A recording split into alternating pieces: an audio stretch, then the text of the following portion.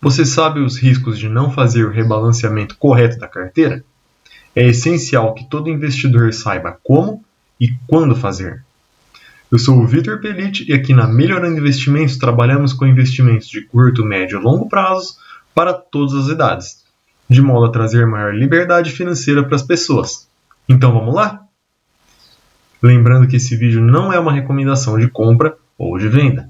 Rebalancear a carteira é fazer com que os percentuais de cada ativo se adequem ao que você definiu como ideal para ela. Dessa forma, ela ficará mais aderente ao seu planejamento após o rebalanceamento. Rebalancear é necessário para evitar desviar dos percentuais definidos como ideais. Por exemplo, se você definiu que a sua carteira terá 25% em renda variável e 75% em renda fixa, mas, devido a uma alta na bolsa, sua carteira agora tem 50% em renda variável e 50% em renda fixa, nesse caso, um rebalanceamento fazendo voltar o percentual de renda fixa e de renda variável para o percentual ideal, irá fazer reduzir o risco da carteira. Existem duas formas diferentes de fazer o rebalanceamento da carteira. A primeira forma consiste em fazer rebalanceamentos apenas com novos aportes, enquanto o desequilíbrio em relação ao percentual ideal definido é pequeno. Mas caso haja uma distorção dos percentuais dos ativos muito grande, é feito rebalanceamento através da venda dos ativos. Esse primeiro jeito de rebalanceamento é interessante, pois reduz o risco de exposição a um determinado ativo. Mas a desvantagem é que ao fazer a venda, você acabará reduzindo seu patrimônio por conta do pagamento de imposto de renda. A segunda forma, diferente da primeira, não irá vender ativos.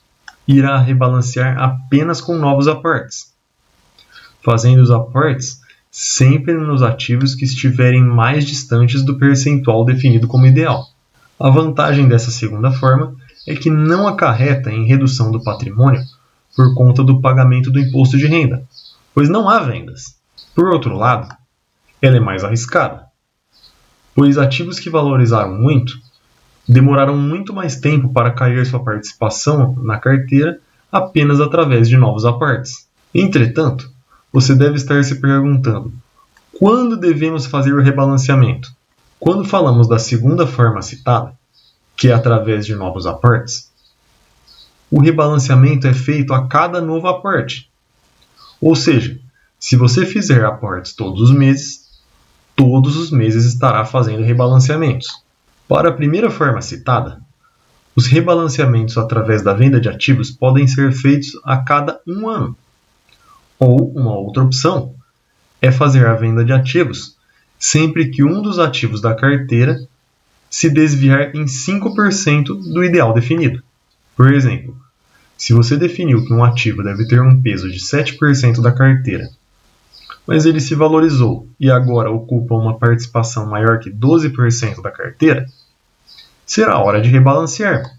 O mesmo deve ser feito se ele cair e representar menos do que 2% da carteira. Será então a hora de rebalancear toda a sua carteira. Lembre-se que os números que eu dei nesse exemplo não são uma recomendação. Trouxe aqui para vocês um exemplo para facilitar o entendimento de como funciona o rebalanceamento. Trouxe o exemplo de uma carteira que vale R$100 mil e o ideal da estratégia aqui desse exemplo seria 50% renda fixa e 50% renda variável. E atualmente ela está com o ideal, ou seja, R$50 mil em renda fixa e R$50 mil em renda variável. E depois de uma queda na bolsa, a carteira foi para R$90 mil, sendo que a renda fixa se manteve estável em R$50 mil e a renda variável caiu para R$40 mil. Ou seja, como agora o total é R$90 mil, temos 55% em renda fixa e 45% em renda variável. Agora, para fazer o rebalanceamento com a venda, antes temos os 55% renda fixa e 45% renda variável.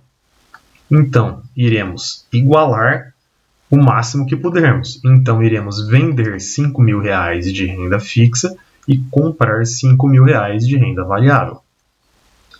Então, ficará 45 mil em renda fixa e 45 mil em renda variável. E aí voltará a ter 50% de cada um. Entretanto, essa carteira continuará valendo os mesmos 90 mil reais. É importante se atentar desse detalhe. Sobre o rebalanceamento sem a venda, apenas com aportes, imaginem um aporte de R$1.000. Então, nessa mesma situação que está com 50 mil em renda fixa e 40 mil em renda variável, o local que iremos aportar é onde está mais defasado em relação ao ideal. No caso, o que está mais defasado e descontado é justamente a renda variável, que está menos 5% do ideal. A renda fixa está mais 5% do ideal. Então, comprando os R$1.000 em renda variável, ela passará a ter agora uma carteira de R$91 mil, onde será 50 mil em renda fixa e 41 mil em renda variável. E com esses percentuais, vejam que é bem mais lenta a mudança do rebalanceamento sem a venda. E agora, o exemplo dentro dos ativos, não apenas na classe de ativos.